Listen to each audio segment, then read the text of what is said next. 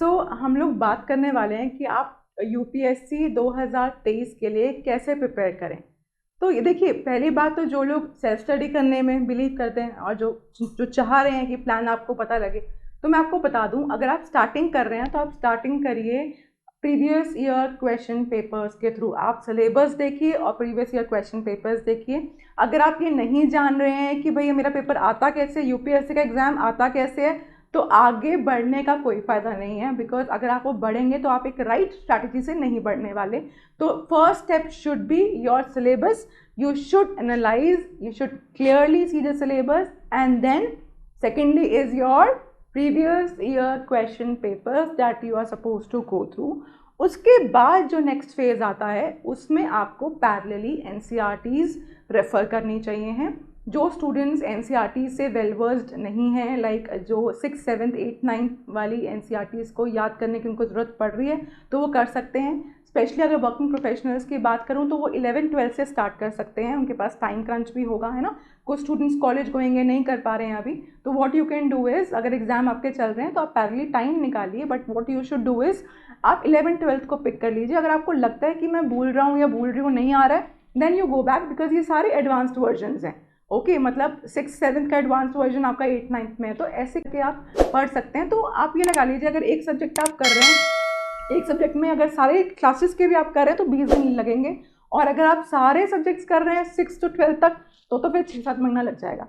अगर हमें अपने नोट्स की बात करूँ तो हमारे नोट्स इंटीग्रेटेड है, मतलब आपको NCERTs अलग से नहीं पढ़नी पड़ेगी, तो वो आपको वहाँ पे प्रॉफिट हो सकता है। अगर जो लोग हमारे यहाँ ज्वाइन करना चाह रहे हैं, जो लोग सेल्फ स्टडी करना चाह रहे हैं, they can refer NCERTs, but ये मैं आपको बता के चल रही हूँ कि आपके 6 से 7 महीने आपके लग जाएंगे अगर आप 4-5 सब्जेक्ट्स कवर करते हैं।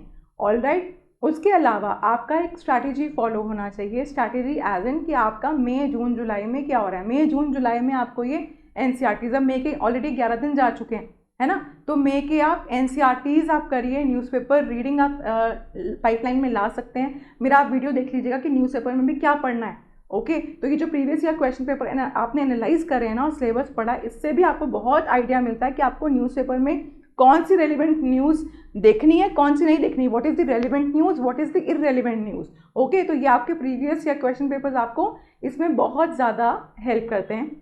उसके अलावा जो आपका नेक्स्ट फेज़ होना चाहिए, जो आप लगा लीजिए अगस्त से लेकर आपका फरवरी मार्च तक तो आपका जाना चाहिए, उसमें आपका ये एथिक्स हो गया, ऑप्शनल हो गया। ऑप्शनल इटसेल्फ अगर आपने थोड़ा सा एग्रेसिव वाला ऑप्शन ले लिया, ज़्यादा उसमें काम करना पड़ रहा है, तो 6-7 महीने ऑप्शनल ले जाएगा। वैसे 3-4 महीने तो आपके ऑप्शनल लेता ही लेता है, अगर आपको बहुत ही अच्छे से with proper previous year question paper solving अगर आप कर रहे हैं, आंसर राइटिंग आप कर रहे हैं, तो आपका इतना टाइम तो लगने ही वाला है। मॉक्स भी आपको आगे चल के देने होंगे, करंट अफेयर्स भी आपको पैरेलल करके चलना है। मंथली मैगजीन्स जो आती हैं, अगर विजन की आप मंथली मैगजीन फॉलो कर रहे हैं तो आप मंथली मैगजीन्स फॉलो करिए, बट न्यूज़पेपर रीडिंग को छोड़ना नहीं है, बिकॉज उससे क्या है ना, आपको एक समझ, एक मेच्योरिटी इम्बाइब होती है आपके माइंड में।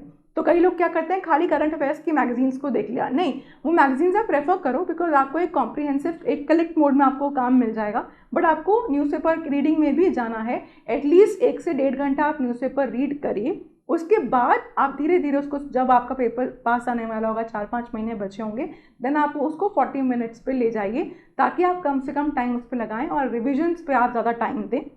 उसके अलावा आपका एक शेड्यूल भी होना चाहिए कि आप डेली रिवीजन कर रहे हैं, क्या रिवीजन, एक क्या टॉपिक उठा के आप रिवाइज कर रहे हैं। तो डेली, वीकली और मंथली रिवीजन प्लान आपका होना चाहिए।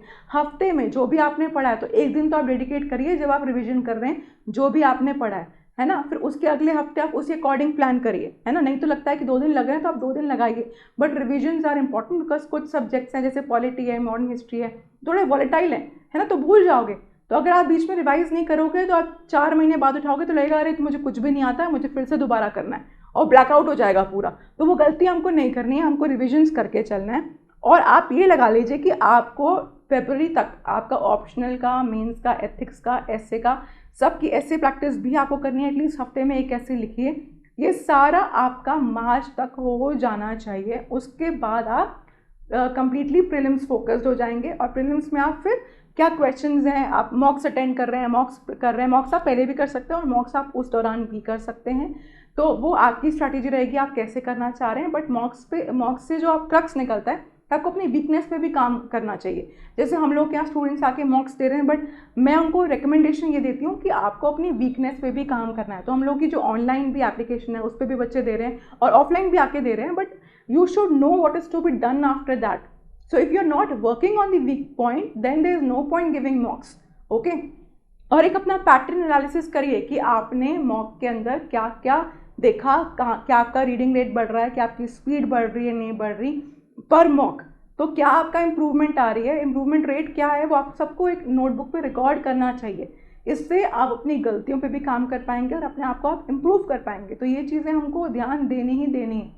लास्ट 30 डेज़ में मैं तो रेकमेंड नहीं करती कि आप मॉक्स पे जाइए, मैं रेकमेंड करती हूँ कि आप बिल्कुल रिवीजन मोड पे जाइए, बट एंड तक ना मेंस को मत छोड़िए, क्योंकि जैसे ही प्रीलिम्स आपका है उसके जस्ट बाद आपका मेंस खड़ा है। तो मेंस के सब्जेक्ट्स आप करते रहिए, चाहे आप पॉलिटी या मॉडर्न हिस्ट्री, जैसे मैंने कहा कि सब्जेक्ट्स वॉलेटाइल हैं, वो करते रहिए, वो तो एक मेजर चंक है आपके मेंस का भी।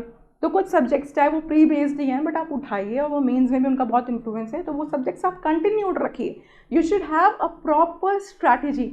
अगर आपको कोई स्ट्रैटेजी, जैसे बच्चे आते हैं स्ट्रैटेजी की गाइडेंस लेते हैं, अगर आपको कोई स्ट्रैटेजी की गाइडेंस चाहिए चाहे ऑनलाइन ऑफलाइन, वो भी आप ले सकते हैं, बट आपको ध्यान ये रखना है कि अगर आपने वीक स्ट्रैटेजी से काम किया तो आपका ये 1 साल की जगह 3 साल भी प्रिपरेशन जा सकती है।